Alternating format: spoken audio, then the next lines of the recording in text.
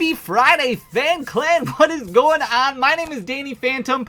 I hope you guys are doing well. Hope you're having a really good week, or had a really good week. It's crazy to believe how summer is almost done. Like, it's already over halfway done. August is right around the corner, which means Shrouded Fable is right around the corner. Unfortunately, Pokemon just dropped some news, a big bomb yesterday, that they were going to delay the Elite Trainer box for Shrouded Fable until August 23rd, so that's like 3 weeks after it was originally coming out. We're still going to have the same release date, so like the mini tins, the special collection boxes, those will still come out on the 2nd, but because of what is called the delay in one of the components for the Elite Trainer box, I don't know what that means, if it's the sleeves or if it's the separators or the promo card or whatever it might be, because of that is pushing back the release of the Elite Trainer box to the second wave, which is going to be August 23rd. That could play a huge impact on people who are attending Worlds. We'll see what happens, but unfortunately, looks like it's going to be delayed a few weeks, which means it's coming out, the Elite Trainer box, kind of like the capstone product of Shrouded Fable, is coming out only a few short weeks before Stellar Crown. Stellar Crown looks to be a banger. Really cool illustration rares. Again, some really awesome special illustration rares. Really excited for Stellar Crown. That comes out in September. Lots of Pokemon news going on. Lots of Pokemon stuff in general going on. I am really excited to announce that next month, I will be attending the World Championships in Honolulu, Hawaii. So if you are going to be there, I want to see you. Let me know in the comments section down below. Huge shout out to the Pokemon Company International. I love the Pokemon Company International. Absolutely amazing. Thank you so much for having me down there. You guys, it's going to be an absolute blast, and I hope to see a lot of you. This will be my first ever World, so I have no idea what to expect. So I hope to see some friendly faces. We're going to talk about special illustration rares today, and we're not really going to focus on the ones that are clearly being manipulated. Cough, Kieran, cough. I don't know what's going on with that, but more so, we're going to select a dozen or so. I think it's 15 of them, and we're going to talk about some reasons why they're surprising. Now, special illustration rares, a lot of fun to pull. Obviously, pull rates have changed a lot. You can let me know in the comment section down below what your favorite special illustration rare Pokemon card is, but we're going to start off with the big one right away from Twilight Masquerade. Once we hit Paradox Rift, pull rates started changing a little bit when it came to special illustration rares. We have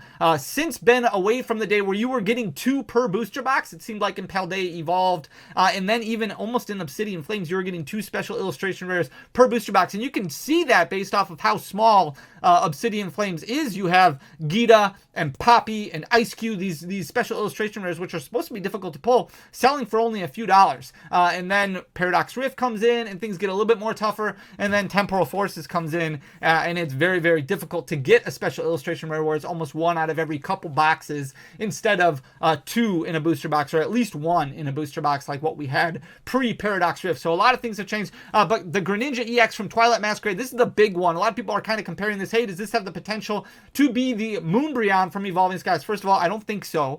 You can let me know if your opinion differs. I do think the artwork is slapping. Like, it's an amazing artwork for sure. But pull rates are still substantially easier, significantly easier in Scarlet and Violet. Even for the special illustration rares, once pull rates change, still substantially easier to pull a special illustration rare than an alternate art VMAX. If you remember, an alternate art VMAX is like 1 out of 7, and then you couple in the fact that there's like 5 or 6 alternate art VMAXs in Evolving Skies. That means you're looking at like 35, 40 booster boxes at least in order to pull the Moonbreon. As far as like averages go, typical pull rates go, and things like that, it's not going to be anywhere. I didn't do the math, but it's not going to be anywhere near that on the Greninja EX. I do think that right now it's priced a little bit higher than it probably should be. You can feel free to disagree. Obviously, everybody's opinions are their own, and there's nothing wrong with that, but we are seeing a price point right now which doesn't make a whole lot of sense, and part of it is based off of, in my opinion, the fact that not a whole lot of Twilight Masquerade product continues to be opened. A lot of people did open up Twilight Masquerade, but not as much as what we had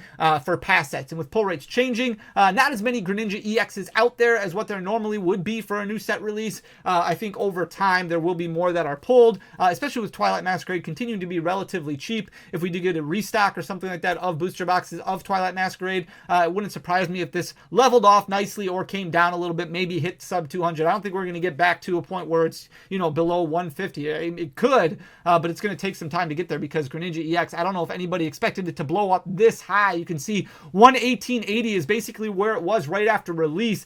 Started jumping up and retraced a little bit back down to below 140, and then started getting bought up like crazy. Jumped up to the moon. Now it's sitting at 238.17. dropping and continuing to climb. Here's the Carmine, also all up and down from Twilight Masquerade, and that's what makes this a little bit interesting as well. You can see a big drop right after the release where it dropped down to $81.67, and then we did go through a phase where there were some cards, some special illustration rares from Twilight Masquerade that were getting bought out. I don't know if it was because of content creation or if it was because of FOMO or just the opportunity that people saw to make extra money, but because of that, Carmine did jump up over $120 again and then started retracing a little bit. So a very cool looking card. However, still a little bit higher than what I was expecting it to be at this point after Twilight Masquerade release. You look at a bunch of other full art trainers that have special illustration rares in the Pokemon space, and Carmine is clearly way above all those other ones, sitting at $111 and a penny right now. Here's the Charizard EX from Obsidian Flames, and this card continues to just get thrashed all over the place because of how easy it is to pull.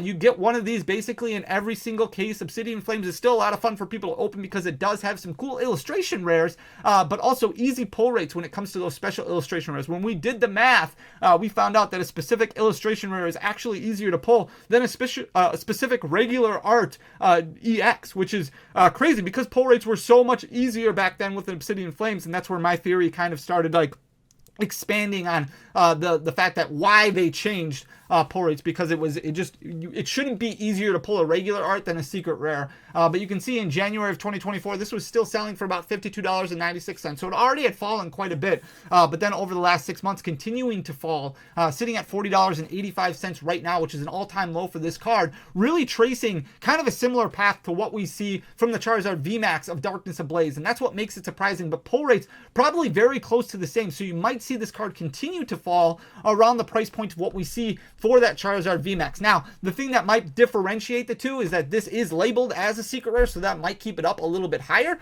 but still much easier pull rates, bringing this card down to very low prices. Here's the Roaring Moon EX, and this card is surprising because it has been all over the place. At one point in time, after the release of Paradox Rift, this card had jumped up over $100. If you remember, at one point in time, Iron Valiant was the big card in the set. That was right around release because Iron Valiant was expected to do well. However, Roaring Moon quickly passed it up, jumped up to about $100 and then fell. You can see in January of 2024, it was already at about $72 and then continuing to fall down. In May, it hit a one-year low, or an all-time low of $52.43. But then when those buyouts started happening and a lot of manipulation started happening, this jumped back up to about a 6-month high where it crossed that $70 price point, and then it retraced all the way back down to where it is right now. So it lost about $20 or over about 30% of its value over the course of about a month and a half. And that's why it's so important not to FOMO, that it's fun to look at this kind of stuff and it's fun to talk about it and make sure that there's awareness going on, but at the same time, you don't want to make decisions based off of these spikes that you see, because that's just not going to be fun for anybody. So it's sitting at $56.03, just a little bit above its 6-month low, but kind of leveled off now at this point. Here's the Charizard EX from Paldean Fates. Paldean Fates doing extremely well, which is a lot different than what we've seen from these specialty sets that have released in the past, especially if you look at Shining Fates, for example. The big difference is, the big caveat is that Shining Fates was not available upon release. It was getting scalped like crazy, and because of that, Pokemon issued a statement that they were going to reprint a ton of it, that it was going to be readily available, and then we got absolutely hammered with Shining Fates product. A ton of it got released, which really brought down the price of singles because there was an exorbitant amount of Shining Fates booster packs that were being opened. Here's the Charizard EX from Paldean Fates. You can see relatively level, right around that $110 mark up until the middle of June, and that's when it dropped down. I thought it was going to go below $100, but it ended up kind of going back the other direction. So we saw a lot of cards get manipulated in the middle of May. This one didn't really seem to get manipulated, but then once it dropped, it seemed like, okay, well, maybe people were buying this because of FOMO or with the opportunity to resell, because in June it dropped down to almost $100, but then started blowing up again, and now here it is sitting at $117.84, very close to the high point that it was after the card released, right off of its 3-month high of $120.09. Same thing happening with the Mew EX, the Bubble Mew, a very cool card. This card was hovering right around $82-83 for a very long time, and now it's closed in on $90. So not huge gains, but it's been very level, which you don't typically see from a set that's a few months old now. Usually once it hits a few months in circulation, the singles in the set really start declining because a lot of product has been opened. There's not as much interest in the set. People are paying attention to other sets. We obviously had Twilight Masquerade, which is is garnering a lot of attention. And now we're moving forward to 2 additional sets that are going to be releasing over the next couple months. But the Bubble Mew, the Charizard, even a few other cards from Paldean Fate still doing extremely well. You can see in April, this card was down to $80.26. It looked like it was going to drop below $80. And then when a lot of those buyouts started happening in Pokemon, it did start rising again up to $88. But then like the other ones, it also started retracing again after that. In the middle of June, it was all the way back down to about $82. Now it's gained about 10% of that back, and it's sitting at $89.25. Here's the Morty's Conviction, and this is why we're not focusing on the Kieran right now, because the Kieran, while it is being bought up like crazy on TCG Player, so was Morty. Morty went absolutely nuts after the release of Temporal Forces. There was a lot of special illustration rares, obviously the Raging Bolt, obviously the Walking Wake, the Gouging Fire. There was a lot of cards that really went crazy after the release of Temporal Forces because people were like, these special illustration rares are much more difficult to pull than what we originally anticipated. So there might be opportunity here. Unfortunately, demand didn't meet up, and look what's happened with the Morty's Conviction. And this is a prime example of why it's so important not to FOMO and not to let those things, those actions, make you take a reaction to it. You know what I'm saying? In April 13th, this was up to $90.08. $90.08. It is close to a third of that price point right now. You can see it dropped down to $39.69 recently, continuing to fall. It seems a little bit level over the last month or so, but huge drops from April 13th all the way up to May 28th, losing $50 worth of value. So over half of its value in the course of about a month and a half. And again, that's why we pay attention, but don't take action off of that FOMO and things that are happening. Here's the Gardevoir EX, and this one is surprising because this has taken over the Miriam as the most expensive card in the Scarlet and Violet base set. Now it's very, very cheap or very affordable still, selling for about $29.04. Everything in Scarlet and Violet base is sub $30 right now, and the reason behind that is because pull rates were so much easier back then. Gardevoir EX, March of 2024 was selling for $18.07. It did have a giant increase like what we saw from a lot of these other special illustration rares, jumped up to $34.58, which was a 6-month high. Now it's retraced a little bit, but still selling at $29.04, and it's a little bit above that special illustration rare Miriam, which for a long time, ever since Scarlet and Violet base released, was the most expensive card in the set. Scarlet and Violet 151 continuing to do well, but Erica's Invitation is not. This card does extremely well over in Japan. I think it's still the most expensive card outside of the Master Balls. In January of 2024, this was selling for $23.02. So not overly expensive at that point in time when you compare it to the other special illustration rares in Scarlet and Violet 151. But it took a big hit up until April. Now it's kind of leveled out a little bit, but continuing to fall down. So if you're still waiting to collect pieces of Scarlet and Violet 151, some of them are getting very affordable, like this Erica's Invitation, like the Giovanni's Charisma. This one currently selling for $17.80. So definitely falling down. Here's the Iono from Paldea Evolved. We kind of predicted that this was going to fall quite a bit with all the releases that were happening. The Iono special illustration rare from Paldean Fates, that brought in an additional copy into the format. And then we also had the Premium Tournament Collection, which brought another full art Iono and then a bunch of regular art Ionos, which is why those Iono cards, while they're staples for decks, very affordable, makes it really good to be a player because you can buy and build decks for relatively cheap.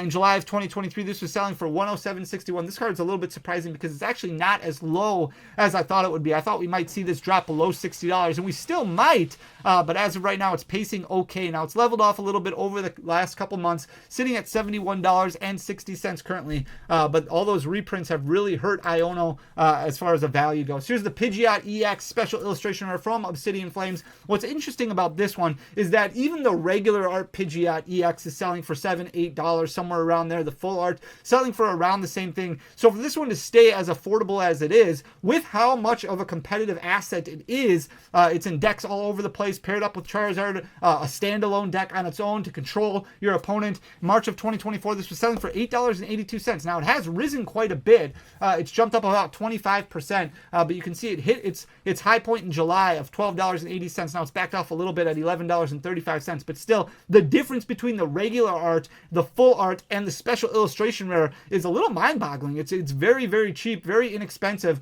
which is very cool and great for players, great for collectors, everything like that. Here's the Altaria EX from Paradox Rift. While a lot of cards are retracing, this card not doing too bad in April of 2024. You can see it right around its 1-year low or 6-month low of $19.41. Like many other cards, it got bought up. It skyrocketed up to $44.86. Now it has lost about 15% of that. It has retraced a little bit, but still sitting at $37.56. So nowhere near the drop that we've seen from like the Giratina, from the Garchomp, from some of those trainer gallery cards and some of those other special illustration rares. Here's the Great Tusk EX from Scarlet and Violet. This one's interesting because it's almost doubled in price and nobody's really noticed. Nobody's really talked about it. In January of 2024, this was selling for $4.70. Still really cheap. This is something we saw happen with the Sandaconda V alternate art, where it jumped up from basically a $4 card to an $8 card during that buyout phase, but then retraced back down to a $4 card. This card hasn't retraced at all, and it's still selling for very close to that $8 mark. So not like huge money value that we're talking about, but as far as a percentage goes,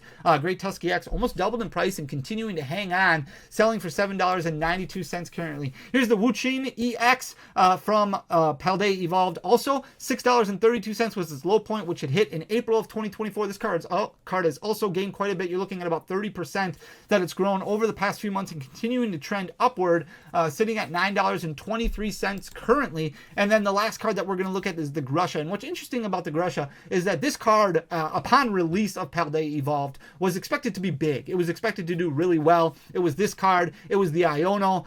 They were kind of going back and forth. The Grusha, very, very cool looking artwork. Really, really cool with the Starlies in the front there. Selling in July of 2023 for $18.38, which obviously is way, way less than that Iono. Just did not get the love, and because of that, if you're still looking at filling out Paldea Evolved, this is definitely a great one to add to your collection, because right now it's selling for $11.18. Still relatively inexpensive. About a month ago it was at its low point of $10.29. That's the lowest it's been over the past year. But a card like this, with the artwork like this, very cool looking card and relatively affordable. There's still a lot of really good deals out there, a lot of cards with beautiful artwork that are very, very affordable, which is awesome for the game, awesome for collectors. But a lot of surprising things happening in the Pokemon card market that's fun to look at. But again, that Morty's conviction is what I really want to point out as a reason why we don't FOMO, why we don't take action based on what we see as far as giant increases and things like that, and making those decisions well thought out, not letting your heart make the decision, but letting your brain make the decision is the best way that you're going to be able to grow your Pokemon card collection without having to spend a ton of extra money or feeling like you lose out, right? It's great to grow your collection and look at the collection value on like the collector app and things like that and watch it grow over time. But the last thing that you want to see is manipulation that's causing it to grow at a rate that's not sustainable. And then all of a sudden it backfires and it drops, and then people get frustrated and they drop the hobby or sell everything off. That's not where anybody wants to be. So I hope you enjoy the content. If you did, please hit that subscribe button down below. Leave a like, leave a comment. I appreciate you guys. I love you guys. Thank you so much for being here. We'll be back tomorrow with another video. Until next time, peace.